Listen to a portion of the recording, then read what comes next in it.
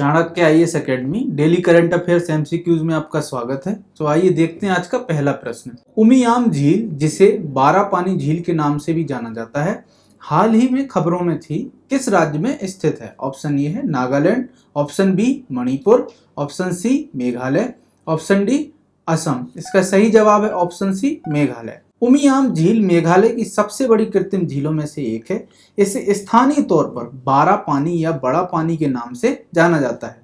सिल्वन hills और खासी pine के पेड़ इस विशाल झील की सुंदरता को बढ़ाते हैं। इसे शुरुआत में जल विद्युत ऊर्जा उत्पादन के लिए एक बांध या जलाशय के रूप में स्थापित किया गया था, लेकिन वर्तमान में यह एक लोकप्रिय पर्यटन स्थल बन गया है। आइए देखते हैं सवाल नंबर दूसरा। लिली थॉमस बनाम भारत संघ मामले में सर्वोच्च न्यायालय का फैसला किससे संबंधित है? ऑप्शन ए भूमि अधिग्रहण में उचित मुआवजा और पारदर्शिता का अधिकार के लिए, ऑप्शन बी राष्ट्रीय न्यायिक नियुक्ति आयोग के लिए, ऑप्शन सी संसद सदस्य की अयोग्यता के लिए, ऑप्शन डी है अनुच्छेद 21 के तहत जीवन का अधिकार के लिए। इसका सही जवाब है ऑप्शन सी संसद सदस्य की योग्यता और अयोग्यता के लिए है। ये लिली थॉमस मामला और उसका फैसला क्या है, आइए जानते हैं इसके बारे में। लिली थॉमस मामला भारत के सर्वोच्च न्यायालय के उस फैसले से संबंधित है जिसने जन प्रतिनिधित्व अधिनियम की धारा 8(4) को अमान्य कर दिया था। इस प्रावधान ने दोषी विधायकों को आयोग तक से पहले अपील करने के लिए 3 महीने की अवधि की अनुमति दी थी। अदालत के फैसले के कारण दोषी ठहराए जाने पर तत्काल अयोग्यता हो गई, जिससे मौजूदा विधायकों के करियर पर असर पड़ा है। निर्णय इस आधार पर था कि अनुच्छेद 102(1) अयोग्यता के लिए मौजूदा सदस्यों और उम्मीदवारों के बीच अंतर नहीं करता। तो आइए देखते हैं सवाल नंबर तीसरा। हाल ही में समाचारों में देखी गई समान व इक्वल कंट्रास्ट तकनीक का उपयोग अधिकतर किसके लिए किया जाता है?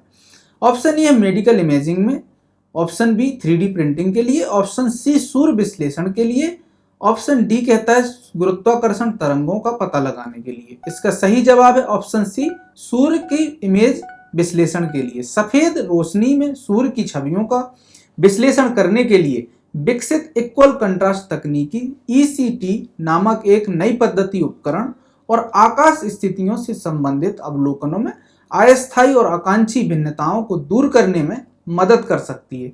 यह सूर्य की छवियों की ऐतिहासिक समय श्रृंखला के सटीक विश्लेषण और सूर्य की गतिशीलता, सौर चक्र विविधताओं, संवहन क्षेत्र में डायनेमो प्रक्रियाओं और परिणाम स्वरूप पृथ्वी पर दीर्घकालिक जलवायु परिवर्तन को समझने में यह मदद कर सकता है। तो देखते हैं आज का सवाल नंबर चौथा। ब्रिक्स के 15वीं शिखर सम्मेलन के संबंध में निम्नलिखित कथनों पर विचार करना है। कथन एक है, स्थापना के बाद पहली बार इसकी मेजबानी दक्षिण अफ्रीका ने की थी। कथन दूसरा कहता है, उच्च गुणवत्ता वाली ब्रिक्स साझेदारी को बढ़ावा देना वैश्विक विकास के लिए एक नए युग की शुरुआत करना शिखर सम्मेलन का विषय था।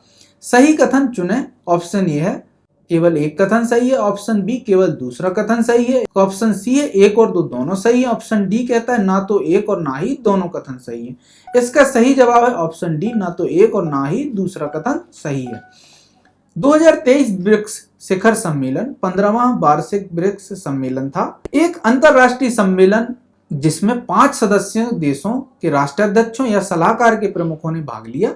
ब्राजील, रूस, भारत, चीन और दक्षिण अफ्रीका इसके हिस्सेदार थे। दक्षिण अफ्रीका के राष्ट्रपति सिरिल रामाफोसा ने भी 67 देशों के नेताओं को शिखर सम्मेलन में आमंत्रित किया। ब्रिक्स की स्थापना के बाद तीसरी बार इसकी मेजबानी दक्षिण अफ्रीका ने की। अफ्रीका में ब्रिक्स पारस्परिक रूप से त्वरित विकास, सतत विकास, समावेशी बहुपक्षवाद के लिए साझेदारी शिखर सम्मेलन का विषय था। तो देखते हैं आज का 5वां प्रश्न। अस्त्र मिसाइल के संबंध में निम्नलिखित कथनों पर विचार करना है। कथन एक कहता, अस्त्र सभी मौसमों में काम करने वाली स्वदेशी बियॉन्ड विजुअल रेंज VVR श्रेणी की हवा से मार हवा में करने वाली मिसाइल प्रणाली है। कथन दूसरा कहता है, यह 1000 किलोमीटर तक के लक्ष्य क्षेत्र को तबाह करने में सक्षम है। कथन तीसरा है, इसे रक्षा अनुसंधान या विकास संगठन DRDO द्वारा विकसित किया गया था। उपरोक्त कथनों में से कितने कथन सही हैं यह देखना है हमें।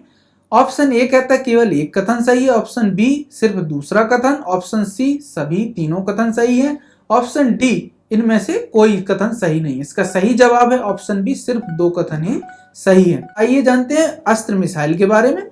हाल ही में लाइट कॉम्बैक्ट एयरक्राफ्ट LCA जिसे कहते हैं, तेजस ने गोवा के तट पर अस्त्र मिसाइल का सफल परीक्षण किया है। अस्त्र हवा से हवा में मार करने वाली मिसाइल AAM प्रणाली की एक परिदृश्य सीमा BBR श्रेणी है, जिसे हम लाइट कॉम्बैक्ट एयरक्राफ्ट कहते हैं, उस श्रेणी में आता है, जिसे लड़ाकू विमानों पर लड़ने के लिए लगाए गए डिजाइन के लिए लगाया गया है। मिसाइल को अत्यधिक युद्धाभ्यास वाले सुपरसोनिक विमानों को शामिल करने और नष्ट करने के लिए डिजाइन किया गया है। इसे रक्षा अनुसंधान और विकास प्रयोगशाला, अनुसंधान केंद्र इमारत और DRDO की अन्य प्रयोगशालाओं द्वारा संयुक्त रूप से डिजाइन और विकसित किया गया है। यह मिसाइल हर मौसम में, रात हो या दिन हो, दोनों की क्षमता रखती है। Su-30 Mk1 विमान के साथ एकीकृत अस्त्र Mk1 हथियार प्रणाली को भारतीय वायुसेना IAF में शामिल किया जा रहा है। इसकी 2 श्रेणी है। अस्त्र एक श्रेणी में लगभग इसकी मारक क्षमता 100 किलोमीटर है। अस्त्र दूसरी श्रेणी की बात करें तो लगभग यह 160 किलोमीटर की मारक क्षमता रखता है। तो आज का सेशन हमारा यहीं समाप्त होता है। हम मिलेंगे कल अगले सेशन में। हमारे चैनल को लाइक, शेयर एंड सब्सक्राइब करें। धन्यवाद। Don't forget to like, share and subscribe to our channel and press the bell icon to never miss an update.